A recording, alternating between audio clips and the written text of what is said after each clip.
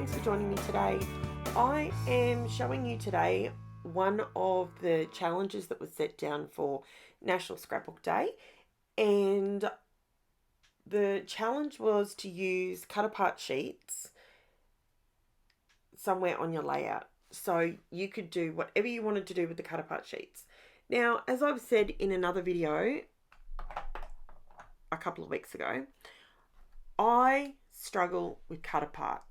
When I scrap, and you'll notice my style, I don't, Keith Urban calls it say truck. That's what he called it. I remember going to one of his concerts years ago, and he was saying that, when you hear the word truck in a song and then you're watching the video, the clip, and you see the truck, they say truck, so then automatically you see a truck.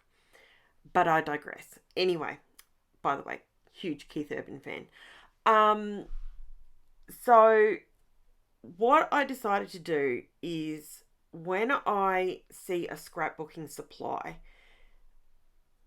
I don't say truck, see truck. I don't see cut apart and think cut it apart and use it for its intended use. I like to think of things, sometimes I use them, but very rarely do I use them in the way that they were naturally intended to be used. So what I actually did was, apologies if you can hear the rain, it is pelting down again here in Queensland, sunny Queensland, and we're copping it again. Oh dear. So what I decided to do was pull out a border punch, and I've gone along the edges of the cut apart sheet. So I cut it in half, so it was 6 inches wide, and then I just did the border punch all the way along and then cut it 1/2 inch wide. So then what I decided to do was create the 2 corner pieces with what essentially looks like frills of lace. That's pretty much how it looks up close. Now, I apologise if you can hear the rain. My new excellent microphone, I'm sure it's picking it up. Now, this is where, in my mind, I was going to do the 4 corners with these. But then I changed my mind, and I thought, here we go. I don't know why this is a little bit darker. The lights were fully on and working. I don't know what was happening here. But, so I ended up running with going along the top. Now, the problem with this is everything is the same length. So here, if you decide to do anything with this, copy this in any way, shape or form, by all means, go for it. But just be aware that if you're going to run along the full width of your page, all your strips are going to line up roughly. And that's not the idea of doing this with the cut apart sheets, because otherwise, essentially, you're just going to end up with a cut apart split. That's pretty much what's going to happen. So I ended up flipping some of these over and using the back sides of them, like that one there. So that's the actual B side. I'd call that the B side of the 12 by 12 sheet. So I had to run, and I had to cut a couple more because I didn't really measure it out. And because when I do a page and video it, I plan it out. So I sort of do like a dry run with it, and then I go back and I put it all on the page in the video, so it's more fluid and it runs better. Now, because this week's worth of videos, because I was doing those for a challenge, I didn't really have the intentions of recording them. I didn't do a dry run. So this is just me naturally scrapping. This is what I would normally do. And so, of course, I was a couple of strips short, so I had to make another one and another one. And it works out in the end, and it actually looks really good when you get to the very end of it. If you want to see the close-up photos, that's something I need to mention. So I have my Instagram and I have my Facebook links in the description. If you want more photos, more in-depth photos, pop over to my socials and have a look, because that's where I take a heap of photos of it and kind of do an autopsy, so to speak, on it. So you can actually, if you're a visual scrapper like myself, you can look at those photos and go, oh, that's how she did that. Oh, that's how she did that. So that's where you can find better close-ups. So I do close-ups in the end of the video, at the end of all my videos, and you can see it. And I do slow down when I do the close-ups, compared to at the moment where I've got it sped up. I think I've got this sped up 4 times. Yeah, that's what it is. It's sped up 4 times.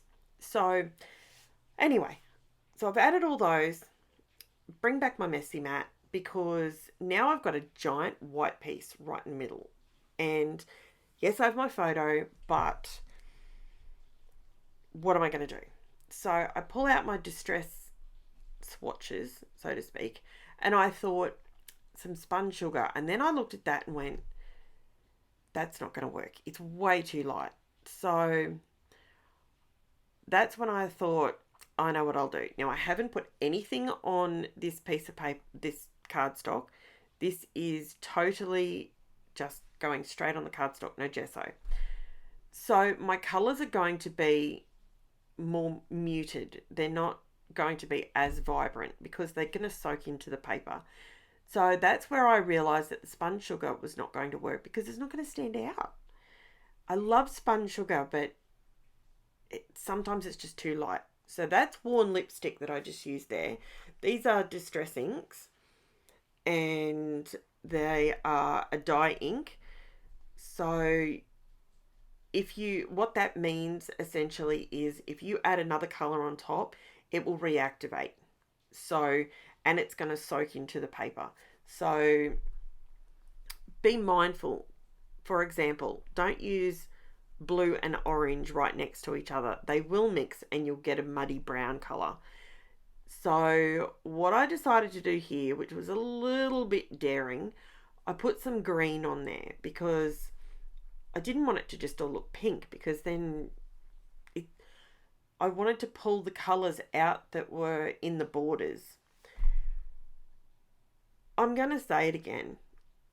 Some pages are my favorites and some are not.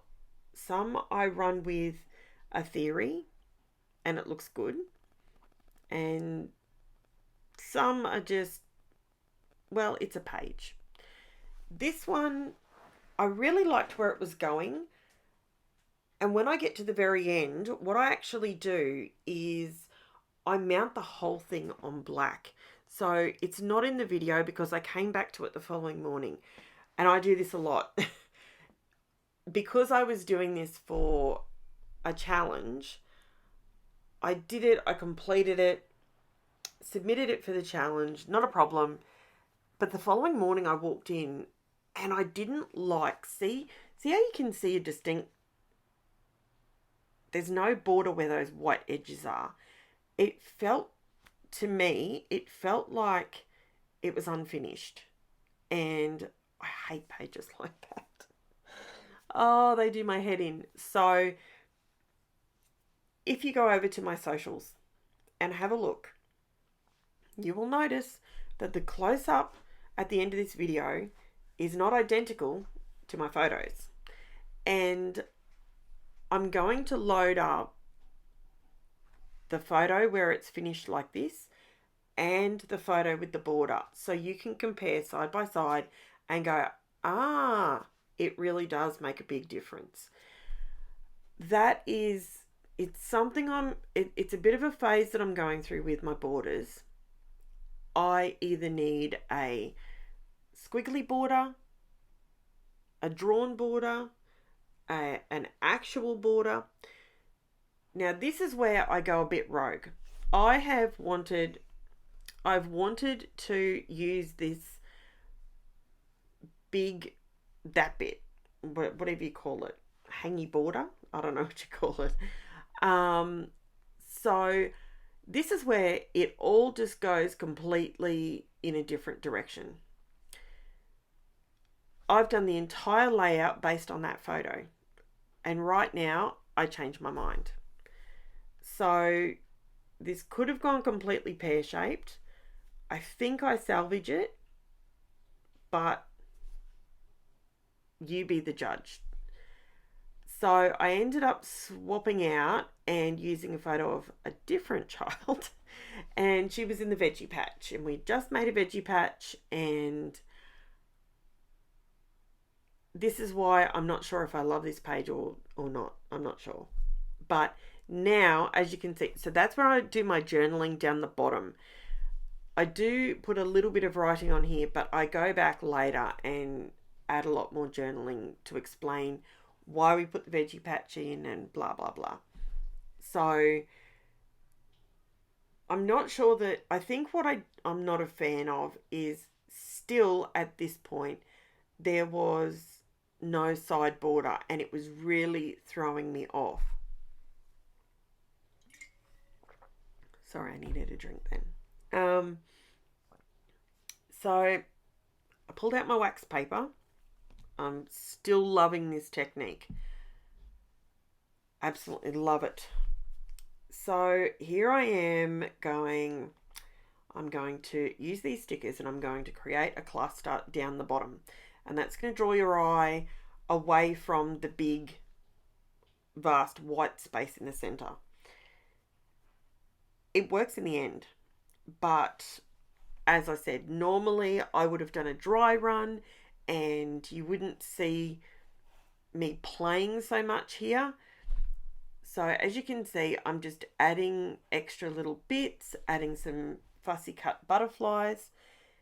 I love butterflies, I really do. I'm sorry if you're one of those people that don't like them. I use them all the time because dragonflies and butterflies. I wish there was more dragonflies in collections. Anyone out there, I know I'm just a teeny tiny channel down under, but this Aussie wants more dragonflies. Please, please, pretty please, more dragonflies. I love butterflies too. Maybe some of both. That would be great. So this is where I'm just about at the end. I'm adding some extra little bits here and there, and some bits make it, some bits don't. I'm adding some enamel dots here because I did buy the enamel dots, but I've since steered clear of it. I don't know why. I don't really use them. So I just wrote a little bit down this side, and then way later I do otherwise. And I'll write some more on there. So you can see here, see how it doesn't look finished? Have a look at the photos. It looks so much better with a border. So if you've stuck with me through all this rambling and waffling, please like and subscribe. And that will help my channel get out to more people. And it will help my channel grow. And more people will get to see my little tips and tricks and hopefully help them scrapbook too. So thank you so much for watching, and I'll catch you later. Bye.